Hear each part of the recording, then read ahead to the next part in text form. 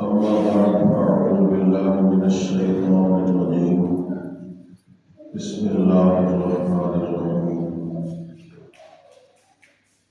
يا نساء النبي لستن كأحد من النساء إن اتقيتن فلا تخضعن بالقول فيطمع الذي في قلبه مرض وقلن قولا معروفا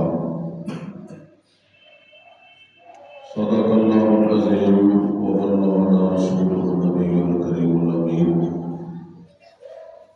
إن الله وملائكته يصلون على النبي يا أيها الذين آمنوا صلوا عليه وسلموا تسليما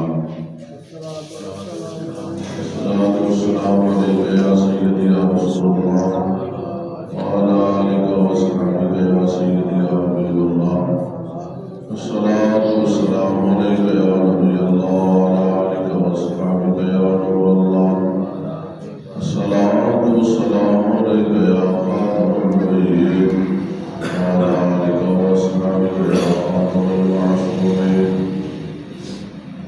بندے پروردگار محمد احمد نبی دوست دارے چہار یارم تابع اولاد علی مذہب انبیاء دار ملت حضرت خلیل خاک پائے غوث اعظم غیر سایہ ہر ولی مولایا صلی وسلم دائما ابدا علی حبیبک خیر الخلق كلهم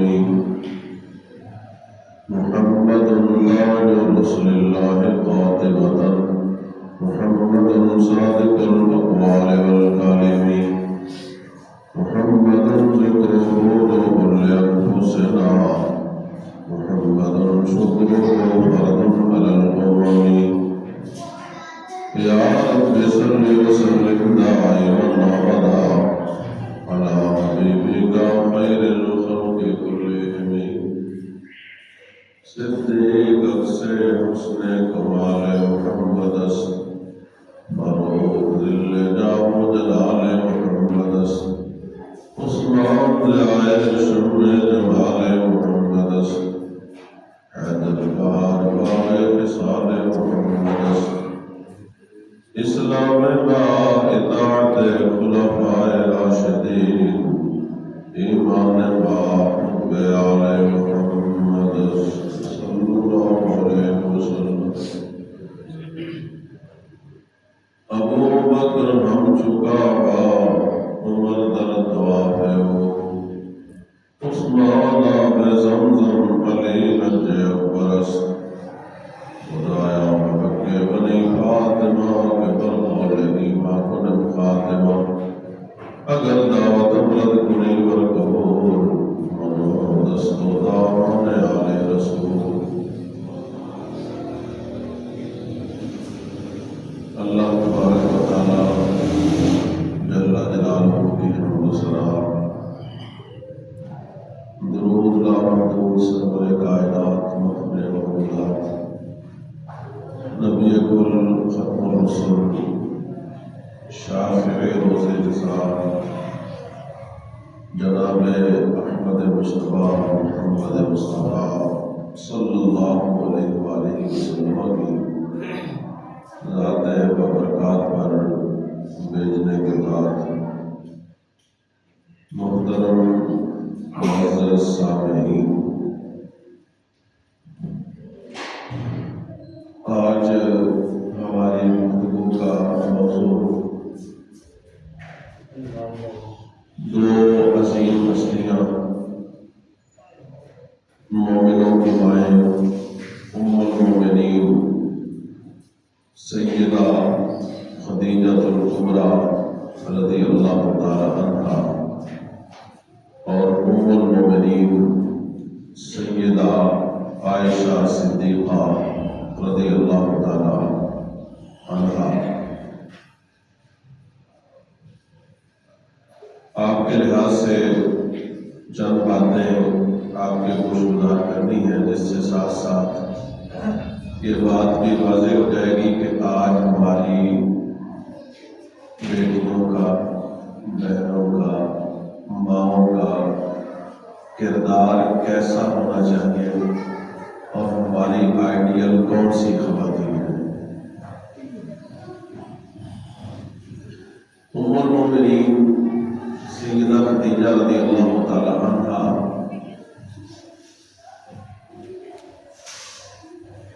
وہ قریش کے اندر پہلے سے ہی معزز تھی۔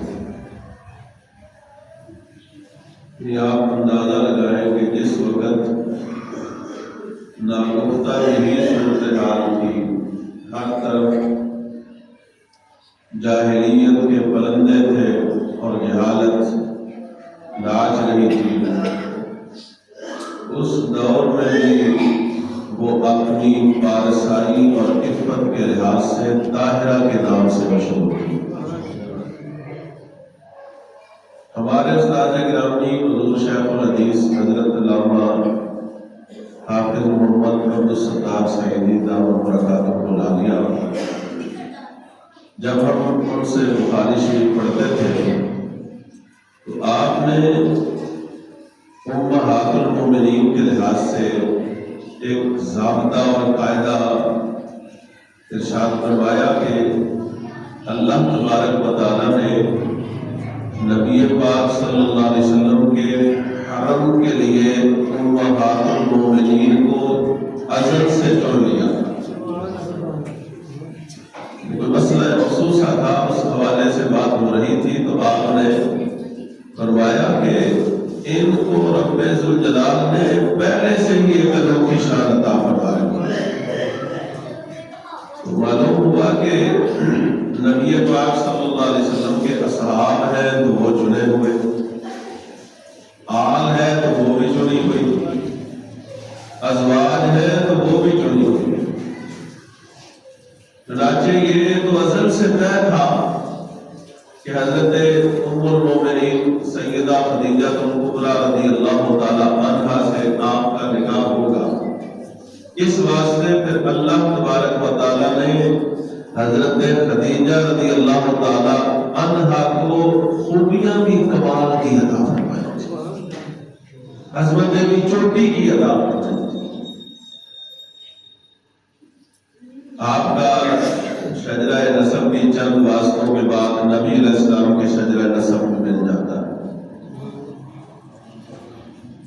ابتدائی طور پر حضرت خدیجہ رضی اللہ تعالی عنہا نہایت مالدار، ایک ہے خالی مالدار ہونا، ایک ہے بہت زیادہ مالدار ہونا، یعنی سارے مکے کے رؤساء کا مال ایک طرف، اتنا ہی مال سیدہ خدیجہ رضی اللہ تعالی عنہا اکیلی کا تھا۔ وہ مال وہ زینت لوگوں کے ساتھ تجارت کے لیے بھیجا کرتی اور ساتھ ساتھ جو اللہ نے ان کو ذہانت، فطانت، دیانت داری اور جہاں بینی کی صلاحیتیں دی تھیں، ان کے ذریعے تجارت کرتی اور پھر اس تجارت میں رب ذوالجلال اپنے فضل سے نفع بھی بے شمار عطا فرماتا۔ چنانچہ ادھر نبی اکرم شفیع معظم صلی اللہ علیہ وآلہ وسلم آپ کی دیانت، امانت، شرافت، محبت، الفت، کردار، گفتار، اخلاق کے لحاظ سے مکہ تو مکہ رہ گیا، چار دنگ عالم میں شہرت پھیل گئی تھی۔ اس لیے آپ نے یہ فیصلہ کیا کہ جب بندہ تجارت کے لیے چاہیے تو پھر انتخاب اس کا کرے جو امیر بھی چوٹی کا ہے، ذہین بھی چوٹی کا ہے، کہ اس کا کوئی مثل کوئی نہیں۔ آپ نے اس سے اظہار کیا، نبی پاک صلی اللہ علیہ وآلہ وسلم تیار ہو گئے، ساتھ آپ کا ایک غلام میسرہ نبی ساتھ چلا گیا۔ نبی پاک صلی اللہ علیہ وسلم مال لے کے بصرہ پہنچے، وہ پہلے وہاں جا کر مال رکھ کے اعلان کرنا پڑتا تھا فلاں جگہ سے مال آیا ہے، تو میسرہ کہتا ہے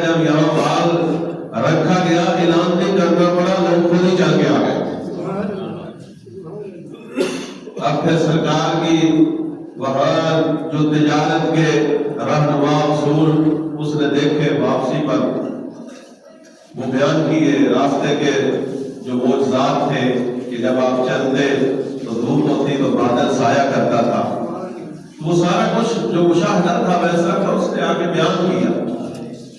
حضرت خدیجہ رضی اللہ تعالی عنہا نے حضور علیہ السلام کو پھر قبول کر لیا، تجارت کے کچھ ماہ بعد نکاح ہوا۔ اس وقت نبی اکرم شفیع معظم صلی اللہ علیہ وسلم کی عمر مبارک 25 سال تھی، اور حضرت ام المؤمنین خدیجہ رضی اللہ تعالی عنہا کی عمر 40 سال تھی۔ تو چونکہ انتخاب ازلی تھا، ورنہ جو خوبصورت بھی سب سے زیادہ ہو، ذہین بھی سب سے زیادہ ہو، امیر بھی سب سے زیادہ ہو، وہ تو جہاں سے رشتہ چاہے وہاں سے آ سکتا تھا، لیکن ہونا تو وہی تھا جو منظور خدا ہونا تھا۔ اس لیے یہ اصلی صورتحال تھی۔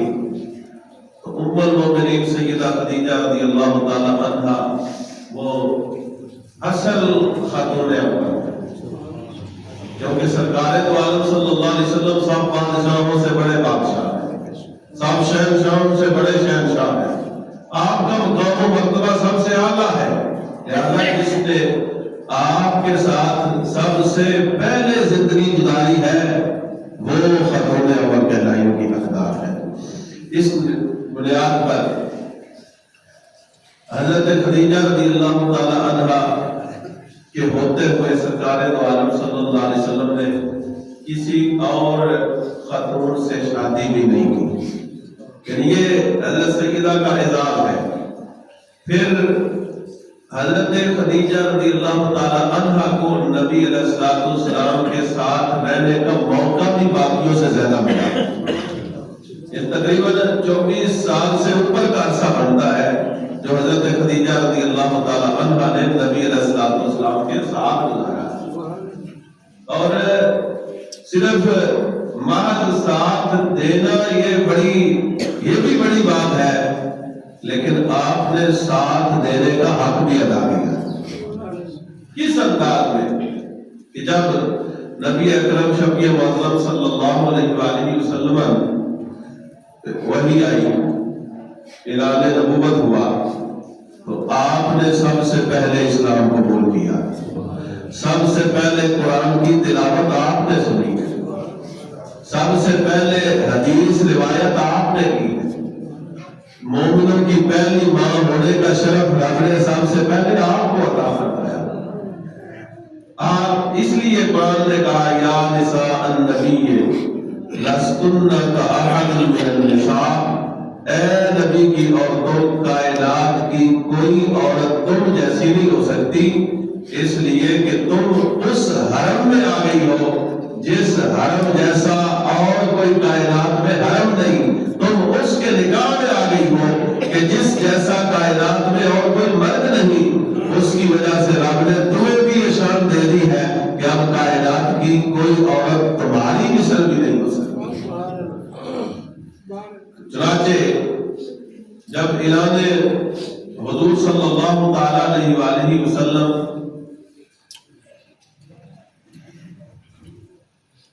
تنہائی میں عبادت کے لیے مکہ سے باہر غار حرا میں تشریف لے جاتے ہیں، وہاں جبریل علیہ السلام آئے تو اس وقت پھر انہوں نے قرآن مجید کی سورہ اقرا کی 5 آیات کی تلاوت کی، تو نبی پاک صلی اللہ علیہ وآلہ وسلم وہاں سے گھر آئے تو جلال الہی، ہیبت الہی جو ہے وہ طاری تھی۔ آپ نے فرمایا زملونی مجھے چادر اڑا دو۔ جب چادر اڑا دی گئی تو تھوڑا وقفہ گزرا تو آپ کی طبیعت میں افاقہ ہوا، اس وقت پھر آپ نے حضرت خدیجہ رضی اللہ تعالی عنہا کو ساری بات سنائی۔ یعنی یہ بھی اندازہ لگائیں کہ سب سے پہلے جو اللہ کی طرف سے دین خداوندی کے اعلان کے لیے پیغام آیا تھا جس ہستی کو سرکار نے سب سے پہلے سنایا ہے اسے ام المومنین خدیجہ الکبریٰ کہا جاتا ہے۔ اب جب سرکار دو عالم صلی اللہ علیہ وسلم نے اس بیوٹی کو محسوس کیا تو آپ نے فرمایا کہ اب دیکھو کیا بنتا ہے۔ اس وقت ام المومنین سیدہ خدیجہ رضی اللہ تعالی عنہا نے جو آپ کے بارے میں باتیں کی وہ بڑی توجہ کی حامل ہے۔ حضرت سیدہ خدیجہ رضی اللہ تعالی عنہا آپ نے جب سرکار دو عالم صلی اللہ علیہ وسلم کی باتیں سنی تو آپ فرمانے لگی کلا واللہ، ہرگز ایسا نہیں ہو سکتا، خدا کی قسم، لا یخزیک اللہ ابدا، محبوب اللہ آپ کو کبھی رسوا نہیں کرے گا، آپ کی شان رب کبھی نیچے نہیں ہونے دے گا، اللہ آپ کو ہمیشہ عزتیں دیتا رہے گا۔ اب یہ مطلب ایک رفیقہ حیات بات کر رہی ہے اور پھر وہ اپنے جذبات کا جو ہے وہ اظہار بھی ہے اور ساتھ اس میں آنے والی نسلوں کی تربیت بھی ہے، اور پھر ساتھ یہ ہے کہ اس بارے میں یہ بھی بیان ہے کہ ام المومنین رضی اللہ تعالی عنہا نے سرکار کے اخلاق کو دل و جان سے تسلیم کیا، فرمانے لگی کیوں نہیں یہ سب کچھ، اللہ تعالیٰ کیوں آپ کو عزتیں دیتا رہے گا؟ تو اس کی وجہ بیان کرتی ہیں کہ انکا لا تصل الرحم، محبوب آپ تو صلہ رحمی کرنے والے، آپ لوگوں کے ساتھ تعلق جوڑنے والے ہیں، تعلق توڑنے والے نہیں ہیں۔ دوسرا وصف بیان کیا وَتَصْدُقُ الْحَدِيث، یہاں ہر بندہ جو ہے وہ اس کو جھوٹ کی بیماری ہے، لیکن آپ کو تو رب نے سراپا سچائی بنا کے بھیجا ہے، آپ بات کرتے ہیں تو سچی بات کرتے ہیں۔ پھر آپ فرماتی ہیں کہ وَتَحْمِلُ الْكَلَّ، جس بندے کے کام کوئی نہیں آتا محبوب آپ تو اس کے کام بھی آ جاتے ہیں، جس کا بوجھ کوئی نہیں اٹھاتا آپ اس کا بوجھ بھی اٹھاتے ہیں۔ پھر آپ فرماتی ہیں وَتَقْسِبُ الْمَعْدُومَ، محبوب جس کی کمائی کرنے والا کوئی نہیں، کمانے والا نہیں، خرچے سے پریشان ہے، آپ کمائی بھی کرتے ہیں اور ان پہ خرچ بھی کرتے ہیں۔ پھر آپ فرماتی ہے وَيُقْرِئُ الضَّيْفَ، محبوب آپ مہمان نواز بھی ہیں کہ جو کوئی آپ کے پاس مہمان آتا ہے اس کی مہمان نوازی بھی فرماتے ہیں۔ پھر فرماتی ہے وَتُعِينُ عَلَى نَوَائِبِ الْحَقِّ، فرمایا سچائی کا کوئی کام ایسا ہی نہیں جہاں آپ کا حصہ نہیں ہوتا، ہر جگہ پر تو آپ کا حصہ ہے۔ پھر رب ذوالجلال آپ کو عزت ہی دے گا، اس لیے کہ جو انسان کے اندر خوبیاں ہوتی ہیں وہ اللہ نے ساری خوبیاں آپ کو عطا فرمائی۔ اب یہ حضرت ام المومنین خدیجہ رضی اللہ تعالی عنہا کی تقریر جو ہے وہ نبی علیہ السلام کی جہاں عظمت بیان کرتی ہے وہاں حضرت خدیجہ الکبریٰ رضی اللہ تعالی عنہا کی فصاحت و بلاغت کو بھی بیان کرتی ہے۔ اور اس کے ساتھ ساتھ پھر جو آپ نے سرکار دو عالم صلی اللہ علیہ وسلم کے ساتھ ایک رشتہ نبھایا اس انداز کو بھی آپ نے خوب اس میں نبھایا اور آنے والے لوگوں کو اور بالخصوص عورتوں کو پیغام دیا کہ ان کو گھر میں کس طرح ماحول بنانا چاہیے اور کیسے رہنا چاہیے۔ اسی طرح نبی اکرم شفیع اعظم صلی اللہ علیہ وآلہ وسلم جب تبلیغ فرماتے تو قریش آپ کو تنگ کرتے، باتیں کرتے، اذیت دیتے، تو نبی علیہ السلام جب گھر واپس تشریف لاتے تو سب سے پہلے جس ہستی کو دنیا میں آپ کی غمخواری کا کی ڈیوٹی ملتی اسے ام المومنین خدیجہ کبریٰ کہا جاتا ہے۔ اب نبی اکرم شفیع معظم صلی اللہ علیہ وآلہ وسلم کی یہ غمگسار رفیقہ حیات، آپ کا کام کیا تھا؟ آپ کو اللہ نے حوصلہ کتنا دیا تھا؟ وَيَفَقَانَ لَا يَسْمَعُ مِنَ الْمُشْرِكِينَ شَيْئًا يَكْرَهُ مَنْ رَدَّ عَلَيْهِ وَتَكْذِيبٌ لَهُ، کہ جو بھی باتیں مشرکین جو ہے جو تکلیف دے باتیں کرتے نبی علیہ السلام کے ساتھ، تو نبی علیہ السلام ان باتوں کو لے کر گھر آتے تو کیا ہوتا تھا؟ فرمایا الا فرج اللہ عنہ بہا، جناب سیدہ خدیجہ رضی اللہ تعالی عنہا کی برکت سے رب اس غم کو بھی دور فرما دیا کرتا تھا۔ یعنی یوں اللہ تبارک و تعالی نے آپ کو وسعت دی۔ آج بندہ گھر باہر سے آئے تو پہلا غم جو ہے وہ دگنا ہوتا ہے، لیکن ان کا کمال حوصلہ تھا کہ حضور علیہ السلام گھر سے گھر میں آتے تھے غمگین ہو کر، تو ان کی وجہ سے رب حضور علیہ السلام کے غم بھی دور فرما دیا کرتا تھا۔ کیوں؟ اس لیے کہ آپ باتیں ایسی کرتی تھی، آپ گفتگو اس انداز میں کرتی تھی کہ جب وہ حضور علیہ السلام گھر آتے تو آپ ان کو غمگین دیکھتی تو اس وقت آپ باتیں کرتی تو سب پہ تو تسلیاں دیتی، اور تو سچے کو ہو آپ کی تصدیق کرتی کہ آپ تو سچے ہی سچے ہیں، یہ نہیں مانتے نہ مانے، لیکن رب نے سچائی آپ کو عطا فرمائی ہے۔ پھر وَتُخَفِّفُ عَنْهُ، آپ کا بوجھ ہلکا کرتی، وَتُحَوِّنُ بِمَا يَلْقَى مِنْ قَوْمِهِ، اور جو چیز قوم کی طرف سے آپ کے پاس پہنچتی، یعنی جو وہ تانے دیتے، حضرت خدیجہ رضی اللہ تعالی عنہا کہتی یہ تو کوئی بات نہیں، چھوٹی باتیں کرتے ہیں، یہ چھوٹے لوگ ہیں، رب نے آپ کو بڑا بنایا ہے، رب آپ کو عنقریب بڑے منصب عطا فرمانے والا ہے۔ اس طرح حضرت ام المومنین سیدہ خدیجہ رضی اللہ تعالی عنہا جو ہے وہ حضور علیہ السلام کی دلجوئی کرتی، اور پھر حضرت خدیجہ رضی اللہ تعالی عنہا کی یہ شان کہ اللہ نے بھی آپ کو سلام بھیجا ہے، جناب جبریل علیہ السلام نے آپ کو سلام بھیجا۔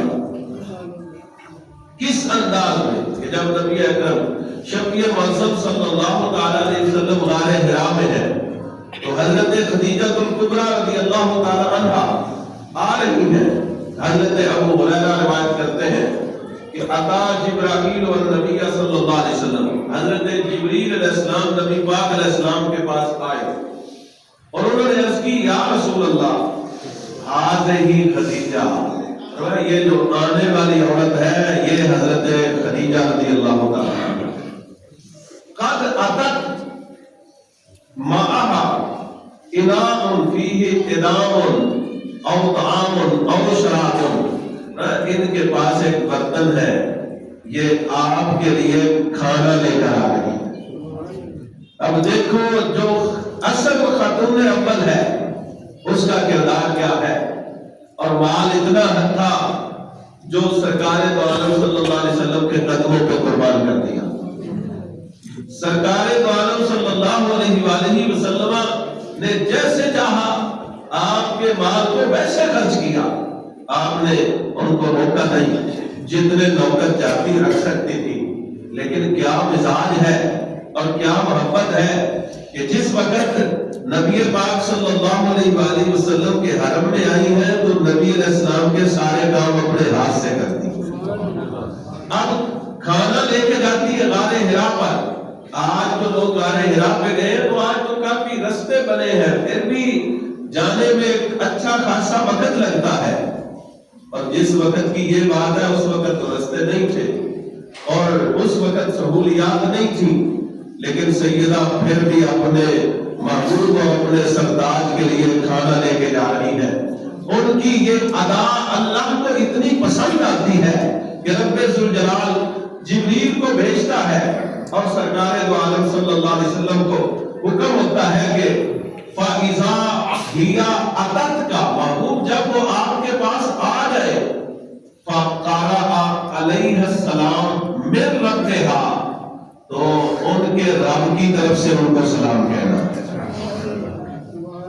کتنی شان ہے، کتنا مقام ہے کہ ان کے رب کی طرف سے ان کو سلام کہنا ہے، وَمِنِّي اور میری طرف سے، یعنی جبریل علیہ السلام عرض کرتے ہیں میرا بھی ان کو سلام کہنا ہے۔ دوسری روایت میں ہے جب نبی علیہ السلام نے سلام پہنچایا تو حضرت خدیجہ رضی اللہ تعالی عنہا نے جو جواب دیا وہ جواب بھی قیامت تک آپ کی مساحت و بلاغت کی دلیل بنے گا۔ آپ فرمانے لگی ان اللہ هو السلام، یعنی عام طور پر جب کسی کا سلام کوئی پہنچائے تو جواب میں کہا جاتا ہے وعلیک وعلیہ السلام، کہ تجھ پر بھی سلامتی ہے اور اس پر بھی کیا ہے سلامتی ہے۔ لیکن اب حضرت خدیجہ نے یہ نہیں کہا کہ اللہ پر سلامتی ہو، بلکہ فصاحت و بلاغت کے ساتھ فرمایا ان اللہ هو السلام، محبوب رب تو خود سلام ہے، رب تو خود سلام ہے، الملک القدوس السلام، اللہ کا نام سلام ہے۔ قرآن پاک میں آیا ہے، حضرت خدیجہ رضی اللہ تعالی عنہا نے رب کا نام سلام پہلے بتایا ہے۔ یہ اللہ تعالیٰ نے آپ کو فراست دی تھی اور فرمایا وعلی جبریل السلام، جبریل پر بھی سلام ہو، وعلیک السلام ورحمۃ اللہ وبرکاتہ، محبوب آپ پر بھی سلامتی ہو اور آپ پر اللہ تعالیٰ کی برکت بھی ہو۔ جب میرے آقا علیہ السلام معراج پہ گئے تو جب اللہ تبارک و تعالیٰ نے آپ کو سلام کہا السلام علیک ایھا النبی ورحمۃ اللہ وبرکاتہ، رب نے بھی وہی جملے دہرائے ہیں جو پہلے سے حضرت خدیجہ نے فرمائے ہیں۔ یعنی یہ نہیں کہ مطلب ان کی وجہ سے ایسا ہوا، یعنی انہوں نے پہلے جو کہا تھا تو رب نے ان کو اتنی وسعت علمی عطا فرمائی تھی کہ اپنے علم سے انہوں نے شان وہی بیان کی جو سرکار کی شان شان تھی۔ گرامی قدر حضرات، یہ حضرت ام المومنین سیدہ خدیجہ رضی اللہ تعالی عنہا کے مقام کی ایک جھلک ہے۔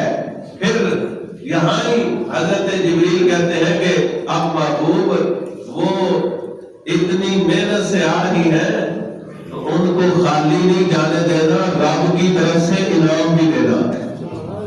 یبشرھا، محبوب ان کو بشارت دینی ہے، ببیت پھر جنت من قصب لا صخب فیہ ولا نصب، کہ محبوب جنت کے اندر ایک خالی موتی کا گھر ہے کہ جس گھر میں شور بھی نہیں اور وہاں جو رہے گا اس کو تھکاوٹ بھی نہیں، رب نے وہ گھر آج ہی خدیجہ کے نام الاٹ کر دیا ہے۔ یہ حضرت ام المومنین سیدہ خدیجہ رضی اللہ تعالی عنہا کا وہ مقام و مرتبہ ہے جو تاریخی نہیں زبان رسالت نے بیان کروایا۔ اسی طرح حضور علیہ السلام کی دوسری زوجہ ام المومنین سیدہ عائشہ صدیقہ رضی اللہ تعالی عنہا، آپ کا جو مقام علمی مقام ہے، یعنی آپ وہ واحد ہے کہ جو کماری سرکار کی خدمت میں آئی ہے اور پھر نبی علیہ السلام کی محبوبہ ہے۔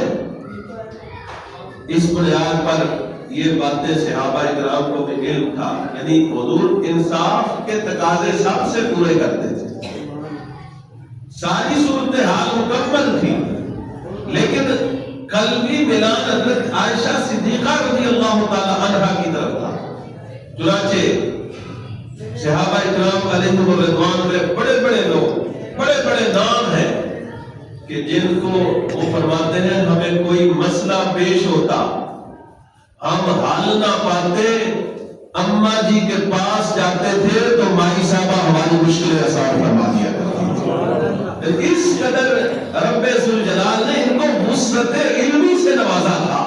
نبی پاک صلی اللہ علیہ وآلہ وسلم نے ان کو بھی بڑے اعزازات عطا فرمائے۔ ان کو ان کا لقب صدیقہ بھی ہے، حمیرہ بھی ہے، یہ حبیبہ بھی ہے۔ یہ سارے القابات خود سرکار دو عالم صلی اللہ علیہ وسلم نے عطا فرمائے ہیں۔ چنانچہ صحابہ اکرام علیہم الرضوان بھی یہ جستجو رکھتے کہ سرکار کس دن ام المومنین سیدہ عائشہ صدیقہ کے گھر میں ہوتے، تو جس دن میرے محبوب علیہ السلام سیدہ عائشہ کے گھر ہوتے تو صحابہ اکرام تحائف اس دن حضور کے گھر زیادہ بھیجا کرتے۔ کیوں بھیجا کرتے تھے؟ وجہ کیا تھی؟ تو فرماتے ہیں کہ بھیجنے کی وجہ یہ تھی کہ اس سے ان کی خواہش یہ ہوتی تھی یتبعون او یبتغون ذالک مرضات رسول اللہ صلی اللہ علیہ وسلم، وہ اس سے رسول اللہ صلی اللہ علیہ وسلم کی رضا چاہتے تھے۔ یعنی ان کو یہ پتا تھا کہ اگر عائشہ صدیقہ رضی اللہ تعالی عنہا کے گھر تحفہ بھیجیں گے، تحفہ ان کے گھر جائے گا، راضی سرکار ہو جائے گے۔ اب دیکھو کس قدر صورتحال واضح ہے۔ آج بھی اگر سرکار دو عالم صلی اللہ علیہ وسلم کو راضی کرنا ہے تو پھر لا محالہ طور پر ام المومنین سیدہ عائشہ صدیقہ کو سلام کرنا پڑے گا، تبھی آپ کی رضا مل سکتی ہے۔ بلکہ یہاں تو ایک عجیب بات بھی ہے کہ نبی پاک صلی اللہ علیہ وسلم کا ایک پڑوسی تھا جو فارسی تھا، کھانا بڑا اچھا بناتا تھا، بہت خوب کھانا ٹیسٹی بناتا تھا۔ اس نے نبی علیہ السلام کے لیے کھانا بنایا۔ کھانا بنانے کے بعد میرے آقا علیہ السلام کو دعوت دی۔ حضور علیہ السلام نے فرمایا عائشہ کو بھی دعوت ہے یا نہیں؟ اس نے کہا نہیں، آپ کو دعوت ہے، جناب عائشہ کو دعوت ہے۔ حضور نے فرمایا اگر اس نے نہیں آنا تو پھر میں نے بھی نہیں آنا۔ یہ عجیب محبت کا انداز ہے۔ اس نے پھر دوبارہ دعوت دی۔ سرکار نے سوال پھر یہی دہرایا کہ مجھے تو دعوت ہے، سیدہ عائشہ صدیقہ کو بھی دعوت ہے یا نہیں؟ تو اس نے کہا نہیں، ان کو دعوت نہیں ہے۔ سرکار دو عالم صلی اللہ علیہ وسلم نے فرمایا اگر انہوں نے نہیں آنا تو پھر میں نے بھی۔ تیسری مرتبہ پھر اس نے دعوت دی۔ جب تیسری مرتبہ دعوت دی تو نبی علیہ السلام نے سوال پھر وہی دہرایا۔ اب ہماری صورتحال دیکھیں اور ادھر یہ محبت کے انداز دیکھیں۔ آج جو لوگ مطلب ایک دوسرے کو اور تانے دیتے ہیں یہ تو ایسا ہو گیا ہے، یہ تو ایسا ہو گیا ہے، اس انداز میں بھی ہمیں اپنی تربیت بھی کرنی چاہیے اور معاشرے کے جو ظلم و ستم ہے ان کو تبدیل کرنے کی کوشش بھی کرنی چاہیے۔ اور وہ تبدیل کیسے ہوگے؟ جب سرکار دو عالم صلی اللہ علیہ وسلم کے علم کا نور اس پہ برسایا جائے گا۔ یوں سرکار دو عالم صلی اللہ علیہ وآلہ وسلم نے جب تیسری مرتبہ دعوت آئی، آپ نے فرمایا اس کو بھی دعوت ہے؟ قال نعم، اس نے کہا جی ہاں۔ سرکار نے فرمایا اب میں دعوت پہ آؤں۔ جب گئے تو دونوں ایک دوسرے کے ساتھ حتی آتا یا منزلہ، یہاں تک کہ وہ دونوں ان کے گھر پہنچے تو یوں سرکار دو عالم صلی اللہ علیہ وسلم نے ان سے محبت کا اظہار فرمایا۔ اور ایک اور مقام اس لحاظ سے حضرت امام ربانی مجدد الفسانی شیخ احمد سرہندی فاروقی رحمۃ اللہ تعالی علیہ آپ فرماتے ہیں کہ میں ختم شریف دلایا کرتا تھا۔ یعنی ایک طبقہ اعلیٰ حضرت کے لحاظ سے ان کو بڑا مسئلہ ہے، لیکن امام ربانی کو بڑا وہ کہتا ہے کہ ان سے بات کرنی چاہیے، لیکن بات ان کی بھی نہیں مانتا۔ اب وہ فرماتے ہیں کہ میں اصالہ ثواب کیا کرتا تھا، کیسے؟ کھانا آگے رکھ کے تو میں نے خواب میں دیکھا کہ حضور علیہ السلام نے میری طرف سے چہرہ پھیر لیا۔ وجہ کیا تھی؟ فرمانے لگے کہ میں خواب میں حضرت سیدہ طیبہ طاہرہ حضرت فاطمہ الزہرا رضی اللہ تعالی عنہا کا نام لیتا مولا کائنات سیدنا علی المرتضیٰ کا نام لیتا، حضرت حسنین کریمین کا نام لیتا، یعنی 5 تن پاک کا نام لیتا، لیکن ازواج مطہرات کا نام نہ لیتا، سیدہ عائشہ کا نام نہ لیتا تھا۔ تو حضور نے چہرہ پھیر لیا، میں بڑا پریشان ہوا کہ یہ کیا ماجرا ہے۔ تو جب میں نے عرض کی تو نبی علیہ السلام نے فرمایا تمہیں پتہ نہیں میں تو کھانا عائشہ کے گھر میں کھایا کرتا ہوں، یعنی مجھے بھیجنا ہے تو پھر عائشہ کو بھیجو۔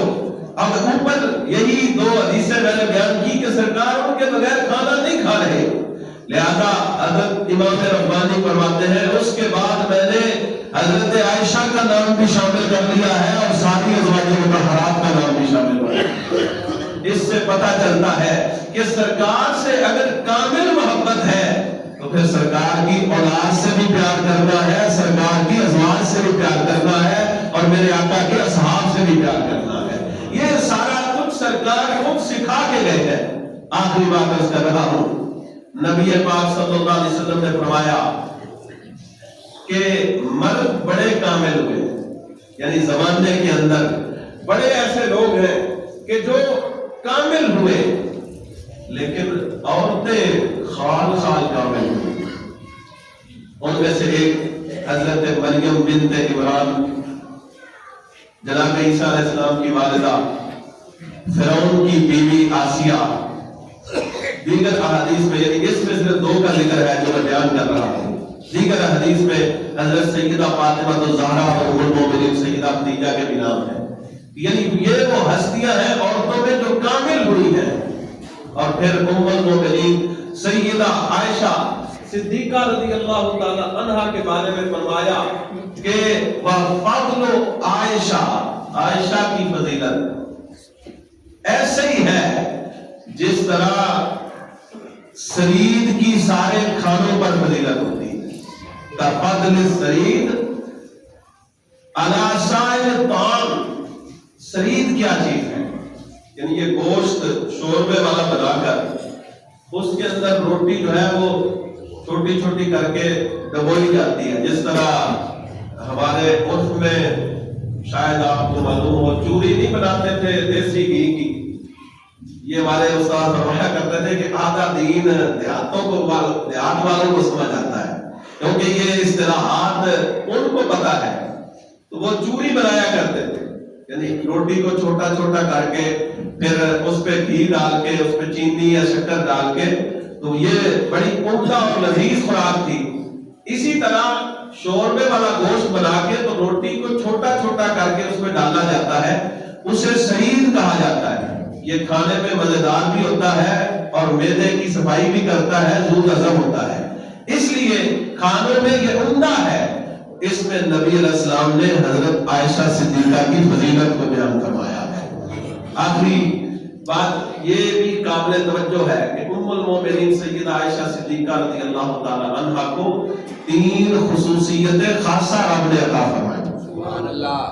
کون کون سی؟ نمبر 1 کہ جب نبی علیہ السلام کا وصال کا دن تھا تو آپ فرماتی ہیں اس دن باری بھی میری تھی، گھر بھی میرا تھا، اور اتفاق یہ تھی کہ رب نے ٹیک کے لیے محبوب کو سینہ بھی میرا عطا فرمایا۔